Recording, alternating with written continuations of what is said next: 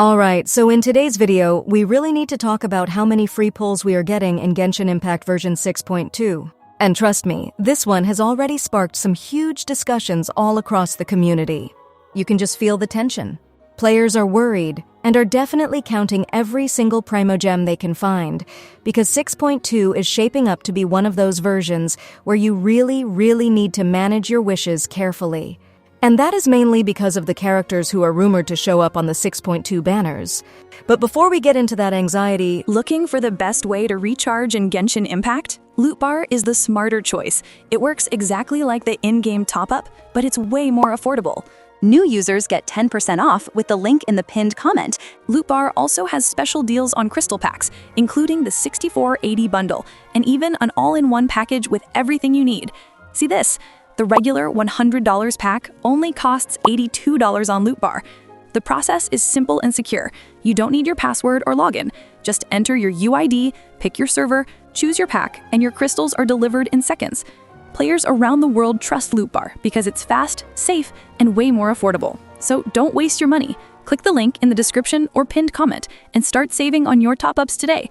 Loot Bar. Safe, fast, and a much better value. now for a quick reminder about the giveaways. Both of the 6480 Genesis Crystals giveaways are still active and will stay open until October 31st. I'll be announcing the winners on November 1st. As always, these are part of the monthly giveaways we do here on the channel, so if you haven't joined yet, make sure you do. All you need to do is be subscribed, watch all the videos, and comment your UID and region. 2 winners will be picked soon, so don't miss your chance. Now back to the banners. Right now, the most consistent leak we're seeing from all the major trackers says that 4 major characters are tied to the 6.2 banners: Durin, Varesa, and Xilonen. And on top of that, one rerun that, let's be honest, absolutely makes sense for the story, and that is Venti. We still don't know their exact banner order yet, and of course nothing is officially confirmed by Hoyoverse, so keep that in mind.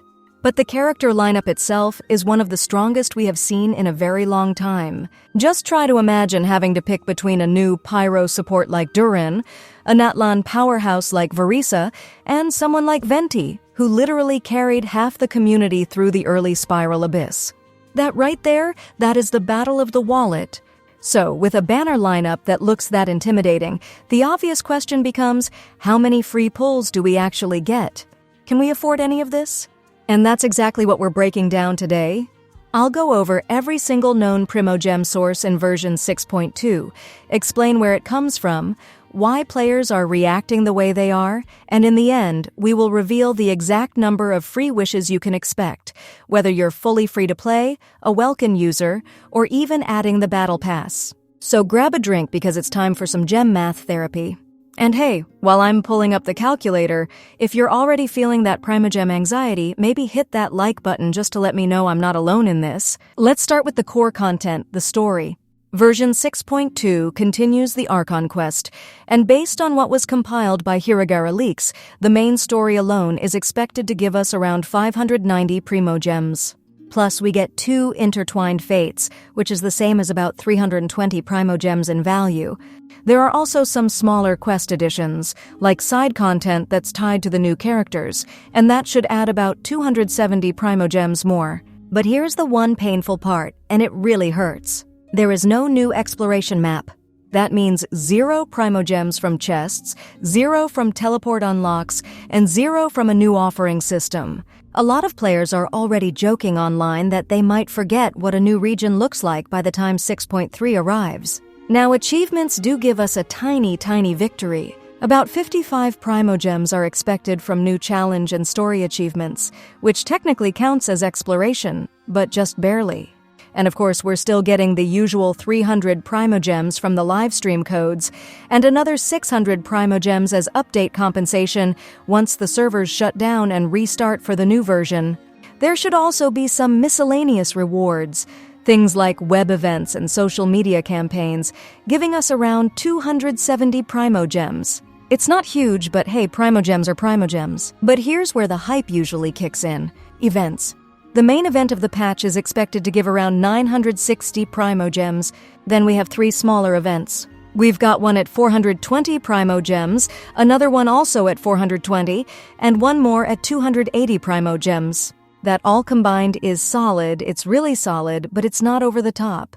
And when you consider that the last patch gave us more, thanks mostly to exploration rewards, players are definitely feeling the difference this time. Of course, the biggest consistent Primogem generator, daily commissions, still exist, thank goodness.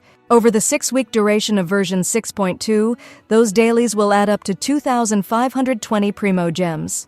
Then there's the monthly shop reset, where the Paimon store gives us those 5 intertwined fates, which is equal to 800 Primogems in value.